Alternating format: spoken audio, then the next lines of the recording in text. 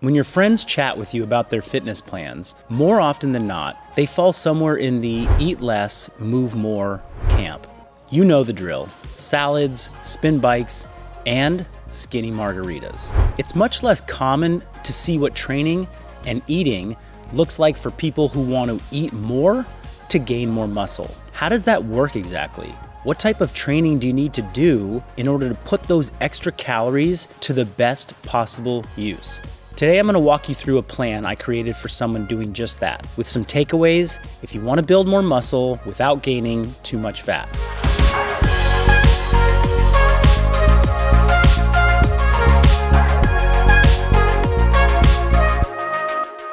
Cliff is a beast in and out of the gym. He carries a heavy workload for our company as Functional Bodybuildings Director of Operation.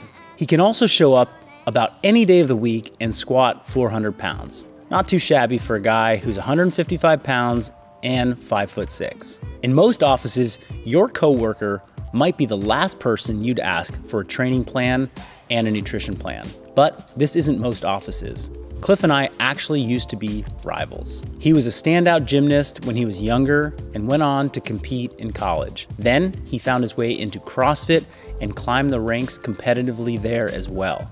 When the Grid League came onto the scene, we faced off in 2016, my team, the Phoenix Rise, against his, the New York Rhinos. And just for the record, I won. Fast forward 8 years and we're face to face on Zoom several times a week. Cliff is now a family man with his wife, Hannah, and 2 young kids. And he is very dedicated to his career and helping spread the FBB message. Young kids in a demanding job usually means putting fitness on the back burner. But Cliff still makes training a priority. He will regularly wake up at 4 a.m. and put in 60 to 90 minutes of work before the family is even awake. Over the past couple of years, in addition to his FBB foundation, Cliff has done a lot of endurance training. He's completed a few ultra marathons in that process. But recently he got the itch to shift his training focus to hypertrophy and building muscle. He approached me with an idea for a 12-week program. He would drop his running and train 5 days a week of pump with some specific emphasis on hypertrophy. He would also follow a structured eating plan for a consistent calorie surplus. Admittedly, following the training is the fun part and the easy part for Cliff. It's the eating that he knows will be a challenge. Our goal was to build a structure that he could be successful with. Success means consistency. He needs to follow it for months, not just weeks. So I made sure to ask lots of questions about what his current lifestyle patterns were and what foods he likes to eat. This way, the roadmap for success would align to his schedule and food preferences.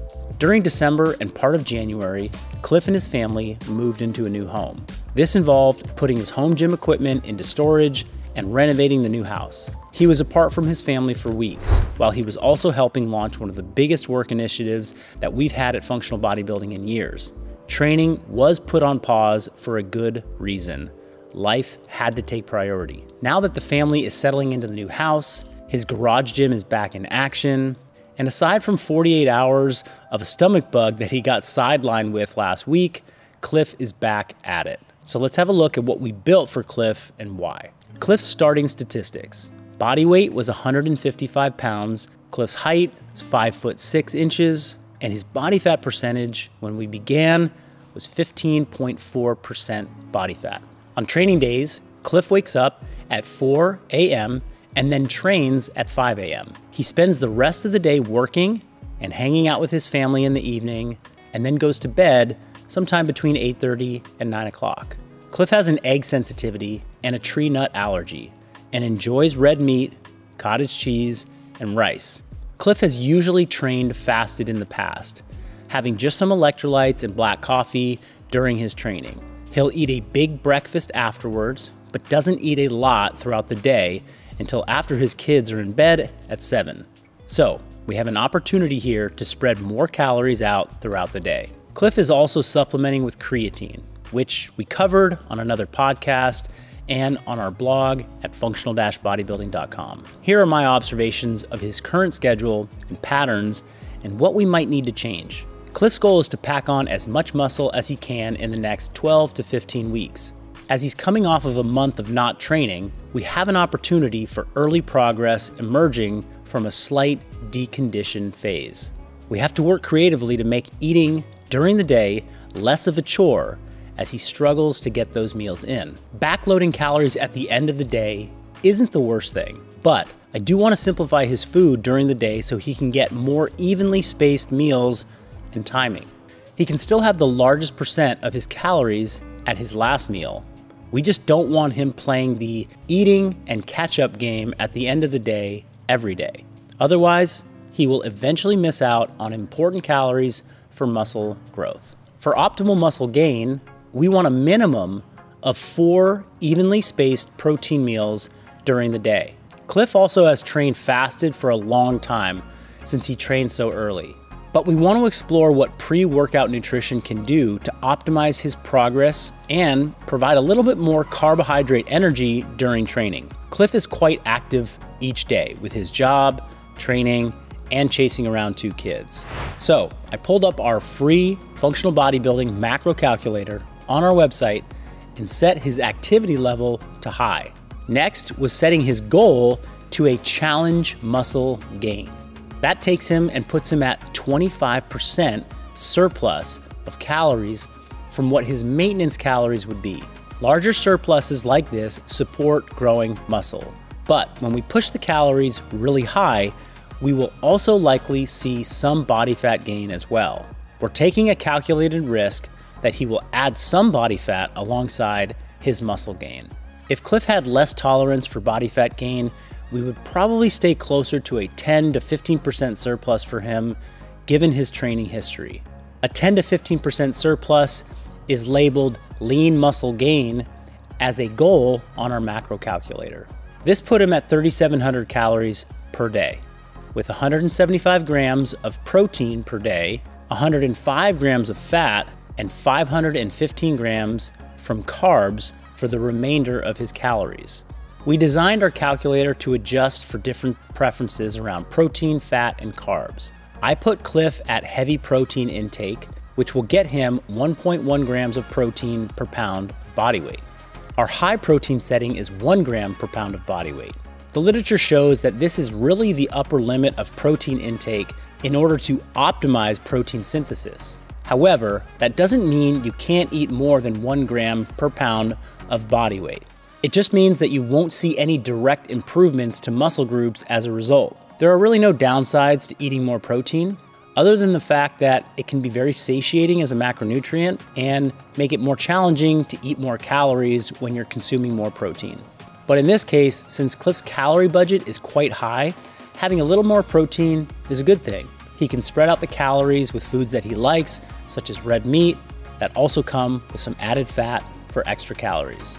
Next up, I'm setting his fat to low. This is going to account for about 25% of his total calories from fat.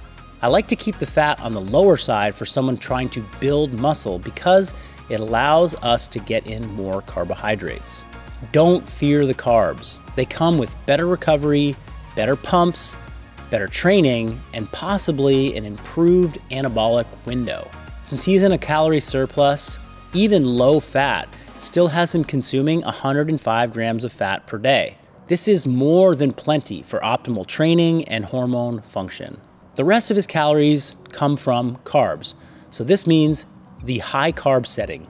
This number is going to be quite high for Cliff, and it will challenge him since he gravitates towards a higher fat diet. But as I mentioned above, the higher carbs have a host of benefits for his specific goals. And when trying to eat in a calorie surplus, simple carbohydrates make an easy to add calorie option without getting too full too fast. In terms of timing, I recommend Cliff start with a small pre-workout meal.